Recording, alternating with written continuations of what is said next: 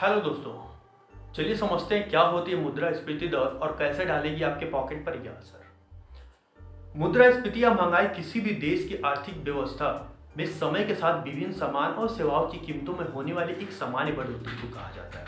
जब सामान्य कीमत बढ़ती है तो परचेजिंग पावर में कमी होती है। किसी भी देश के लिए मुद्रास्फीति की ऊंची दर या इसमें भारी गिरावट की स्थिति जनता के लिए और देश की अर्थव्यवस्था के लिए नुकसानदायक साबित हो सकती है। इकोनॉमिस्ट मानते हैं कि इन्फ्लेशन अर्थव्यवस्था की तुलना में आवश्यकता से अधिक पैसा छापने से जन्म लेती है। इन्फ्लेशन का विपरीत डिफ्लेशन होता है, यानी वो स्थिति जिसमें समय के साथ साथ माल और सेवाओं की कीमतों में भारी गिरावट दर्ज होती है। भारत में खुदरा मुद्रास्फीति दर को उपभोक्ता मूल्य सूचकांक यानी कंज्यूमर प्राइस इंडेक्स (CPI) के आधार पर मापा जाता है। यह खरीदार के दृष्टिकोण से मूल्य परिवर्तन की माप करता है। यह चयनित वस्तुओं एवं सेवाओं के खुदरा मूल्य के स्तर में समय के साथ बदलाव को भी दर्शाता है, जिस पर उपभोक्ता अपनी आय खर्च करते हैं। मुद्रास्फीति दर इन्फ्लेशन रेट से मापा जाता है, यानी एक वर्ष से दूसरे वर्ष के बीच मूल्य वृद्धि का प्रतिशत।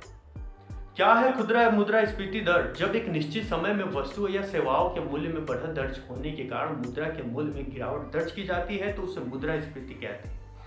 मुद्रास्फीति को जब प्रतिशत में बताते हैं तो यह महंगाई दर या खुदरा मुद्रास्फीति दर कहलाती है। सरल शब्दों में कहें तो यह कीमतों में उतार चढ़ाव की रफ्तार को दर्शाती है।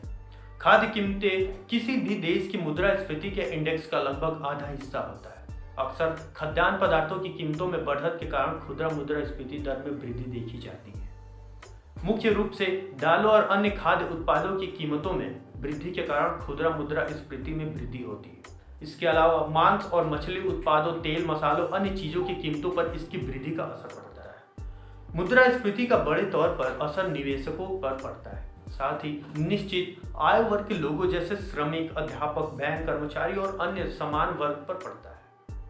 इसके साथ जुड़ा हुआ एक बहुत बड़ा वर्ग कृषक वर्ग है, जिसकी आय खेती पर निर्भर होती है। किसानों पर मुद्रास्फीति के बढ़ने के घटने से भारी प्रभाव पड़ता है।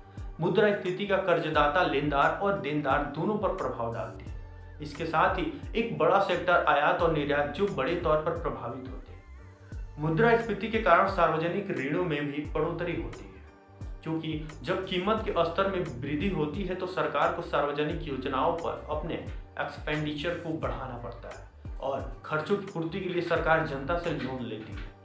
सरकार मुद्रास्फीति के कारण अपने व्यय को पूर्ति के लिए नए कर लगाती है। साथ ही पुराने करों में वृद्धि भी की जा सकती है, जिसका सीधा हमारी रोजमर्रा की जिंदगी पर असर होता है। तो दोस्तों, आशा करता हूँ कि अब आप समझ गए होंगे कि इन्फ्लेशन क्या होता है और यह किस कारण से बढ़ता है और इसके बढ़ने से किन किन लोगों पर भारी प्रभाव डालता है। अगर आपको हमारी ये वीडियो पसंद आई हो तो हमारे इस वीडियो को लाइक, शेयर और सब्सक्राइब अवश्य करें। धन्यवाद।